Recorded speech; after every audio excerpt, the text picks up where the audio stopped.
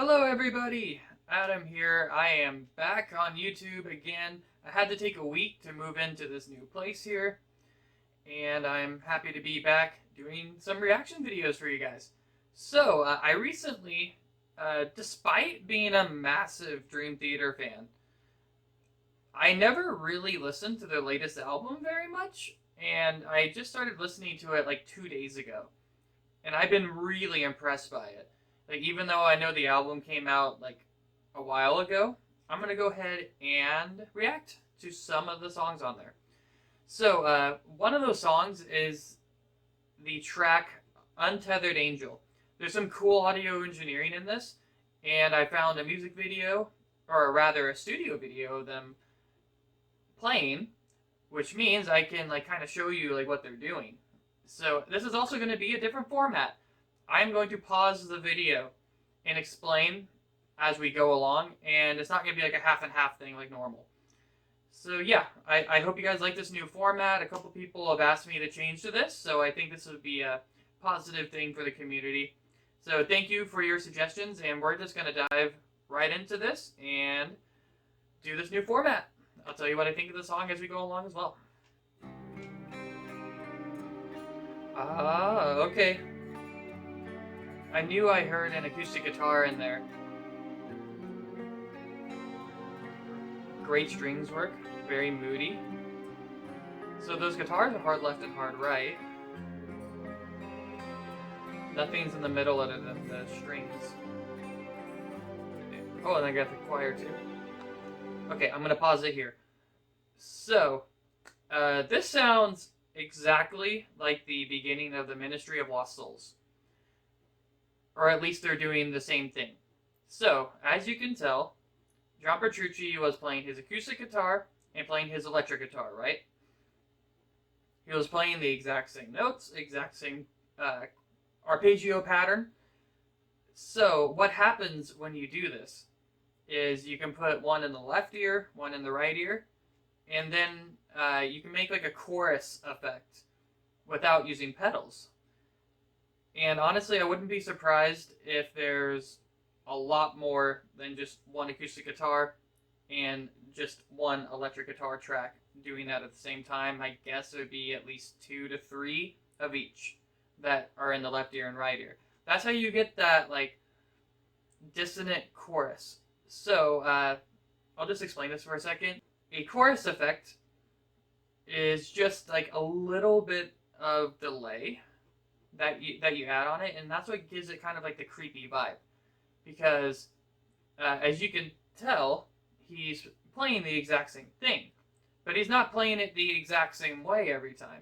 There's tiny, tiny nuances for each instrument and for each take that he does. And when you throw all those tiny nuances into like 7 or 8 tracks, and then you make a stereo like left and right image with it, that's what gives you that chorusy, really cool effect.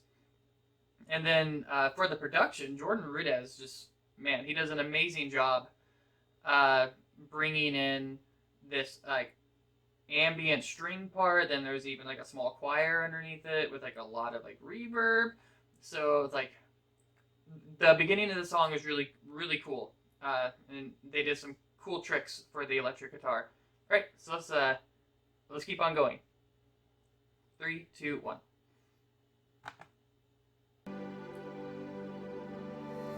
Nice.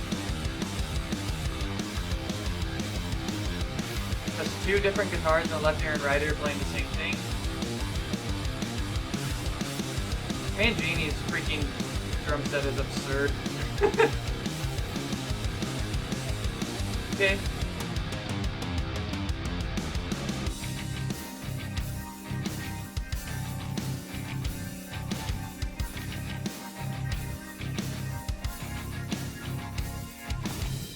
Okay, so want to pause it here. His drum set sounds so much better on this than the past 2 or 3 albums that he's been on. It sounds more natural. It doesn't sound like anything was replaced with any MIDI. I think on the first album that they had him on, his snare was just like it sounded like the same hit over and over and over again. It was like images and words, snare hit all over again. But I really, really liked the direction the song is going right now. As far as the audio, up to this point is very, very, very straightforward. You just have left ear rhythm guitar, right ear rhythm guitar, bass dead center, and the drum set is panned appropriately to the room that he is in. All right, so it looks like Labrie is about to come in here, so let's do it. 3, 2, 1.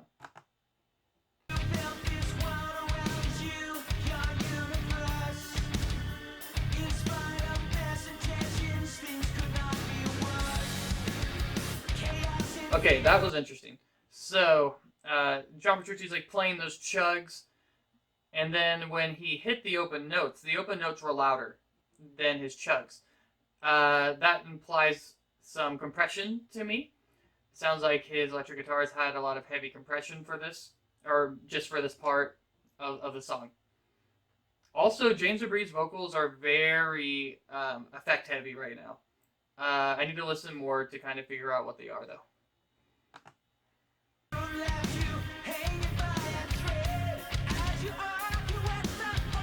Oh, he's reading out the lyric sheets.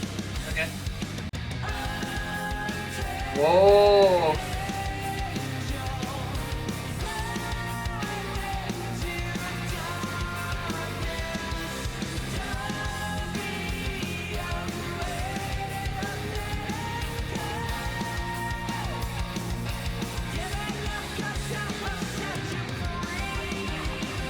Okay, that chorus was huge. I loved how they did that.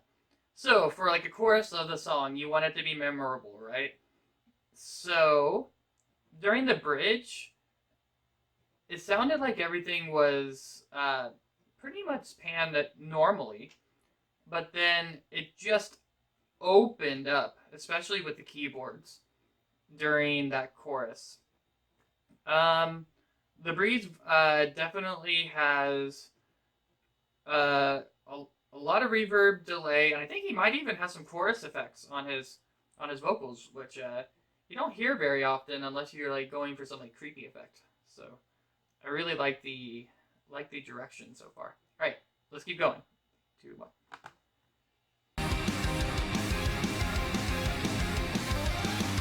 Great keyboard work, as always.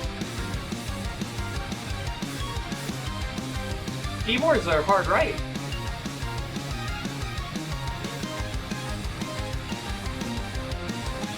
Okay.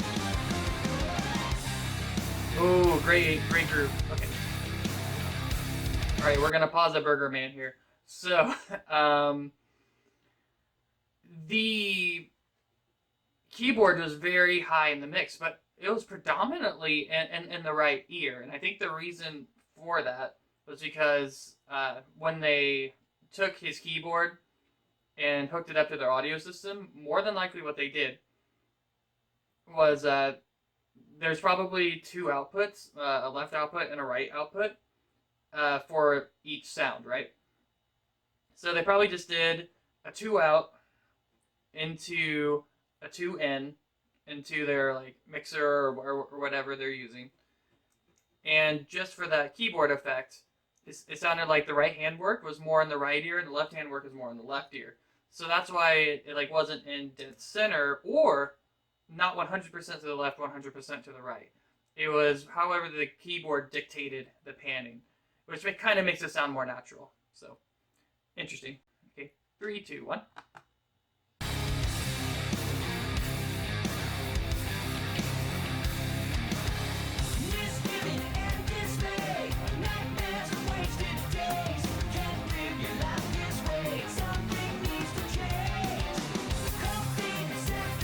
Whoa. That hi-hat was very loud on the left side.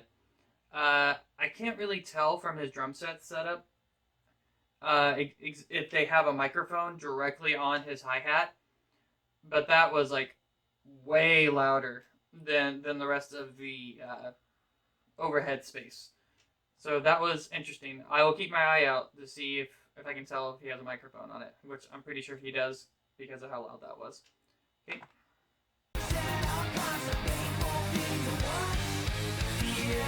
Nice. Okay.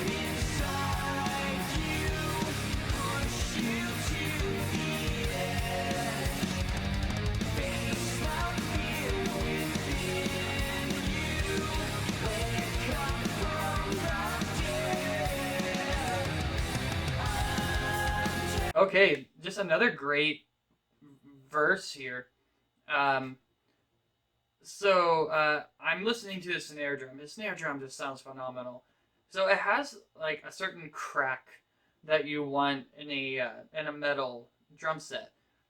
It's he's obviously like just rim shotting every single time, but the rim shot is being picked up just as much, if not more so, than the actual hit on the center of the snare drum.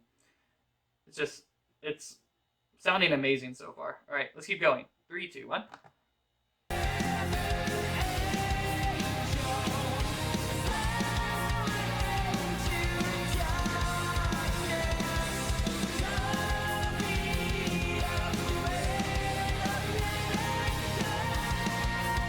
Good singing. Great fill. Okay, so I'm hearing some mastering stuff here. The song is compressed a lot, I think. It obviously was compressed on individual instruments. It was probably compressed on the master fader track, and then it was also obviously compressed for mastering.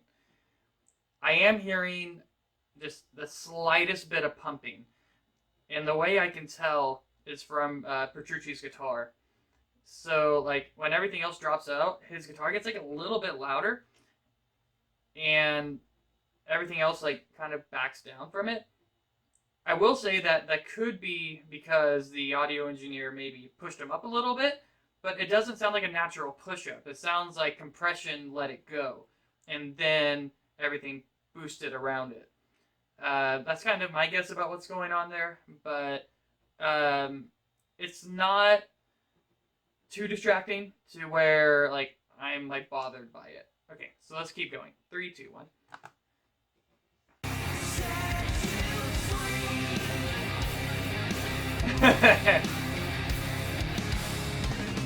Oh, prog metal, baby. So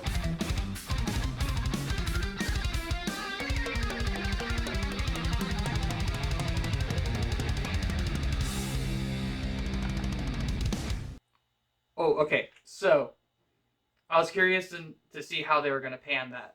There was 2 ways that they could have done it.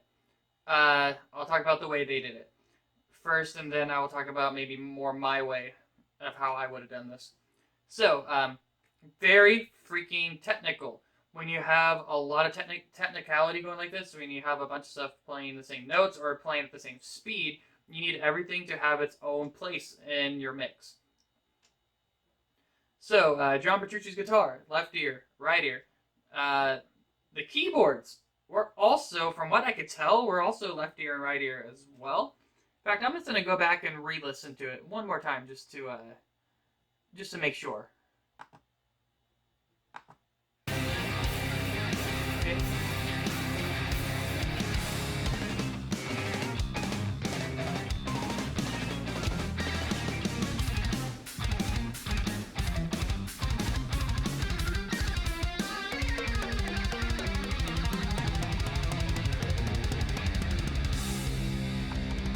Okay, so just listen through it again, and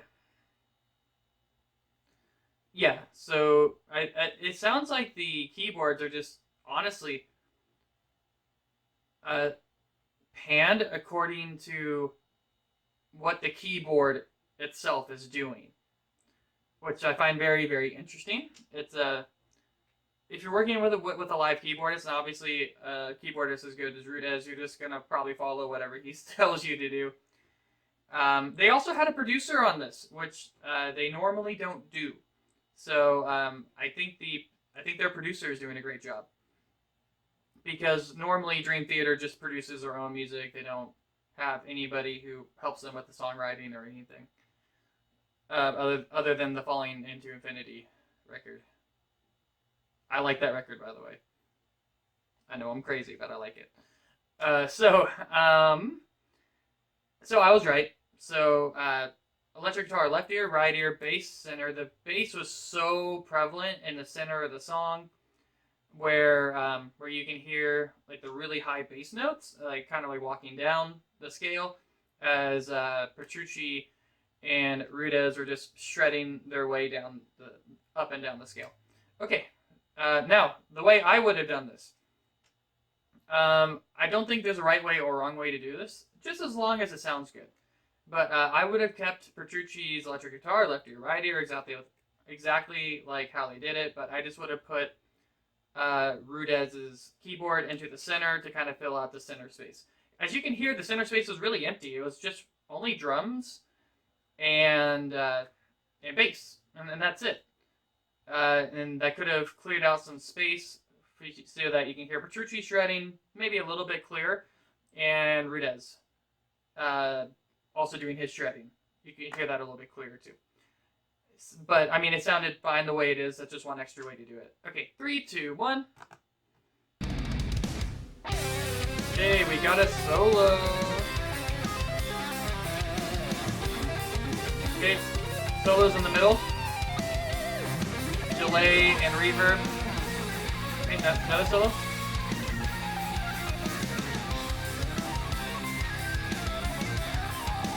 Again. Okay. This is cool how they're doing this. Oh, what are you doing? Get back up here.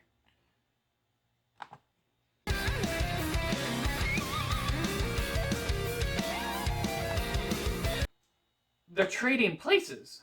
That's an interesting way to do this. So, John Petrucci's solo was a little bit off left. And then Jordan Rudez's solo was a little bit off right. Now, John Petrucci is playing again, and it's also a little bit off left again. It's not directly in center.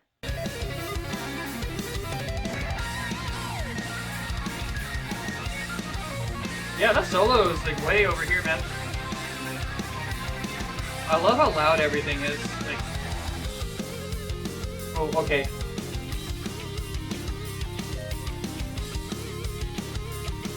Okay, so you got the instruments hard left, hard right, individually panned so you can hear them properly.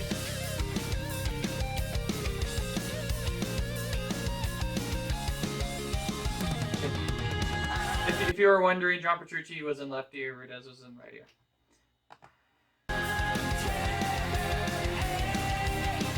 Alright, last chorus. The strings really make this.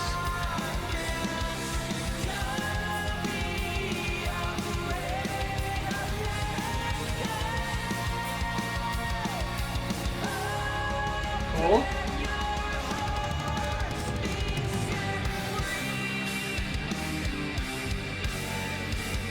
Okay, I love that huge China hit.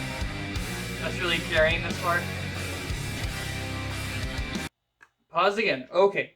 I really, really like what they did with Labree's vocals on that, like, outro note. So, Labree was probably just singing in studio just for as long as he could. And then their delay and the reverb effect stayed on the vocals as his main raw vocal track was being pushed down. That's how you kind of get that decay into delay and chorus, which I thought like was a really good way to conclude that chorus like into this like outro section that they got going on right now.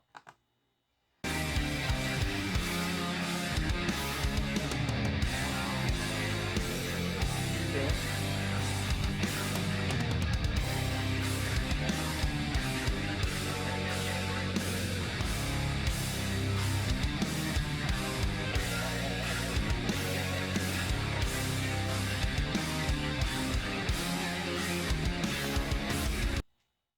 Jordan Rudez's keyboard is very low in the mix. I think because like this part isn't meant to be like a keyboard heavy part, it's just meant to add like atmosphere.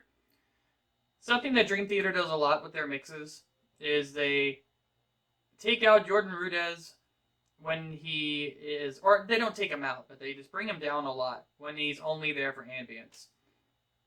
Because this part is just like a driving force for the end of the song. So you need to be able to hear the drums, bass, but most important, the electric guitar for this outro. That's what's really carrying this. So if you have the keyboards really, really hot in the mix, that might muddy up what everybody else is doing. Cool.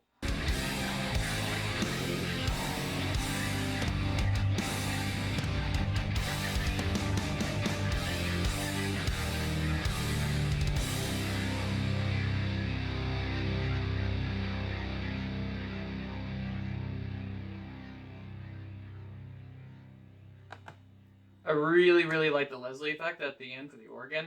How it's just like swapping and phasing out between the left ear and right ear. That was a really cool way to end the song. This song's a banger, man. I don't understand how you don't like this song. Oh, it's good. It's good. Overall thoughts about the song? It's good. It's good, man. It's good Dream Theater. I feel like this is some of the best DT production that they have ever had. Like, this is just leagues above the productions of some of their other albums. In fact, I would argue that this is just as good sonically as Images and Words and Awake. Absolutely. So let me know in the comments if you learned something, or if you found this entertaining or interesting. Hit the like button, hit the sub button, and the bell button. I will be back to regular content now that I'm all moved back in and ready to go.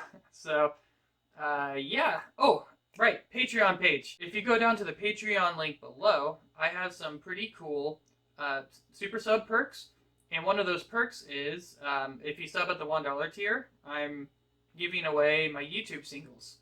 So, the I Walk Beside You cover video, where I hired a bunch of Fiverr artists to cover it, and I did the audio engineering and electric guitar work, is there. So you can like go and check it out and see if there's anything of interest for you there as well. Any cent down there goes right back into my YouTube channel, goes right back into making these cool covers. My I Walk Beside You video and music, by the way, is on Spotify and iTunes and all that. So YouTube is not the only platform it's on, so if you want to go to those other places, you can check that out in the description below. Up here will be the I Walk Beside You Dream Theater cover as well, so that you can click on it and check it out. Again, thank you guys. I'll see you in the next video. Bye-bye.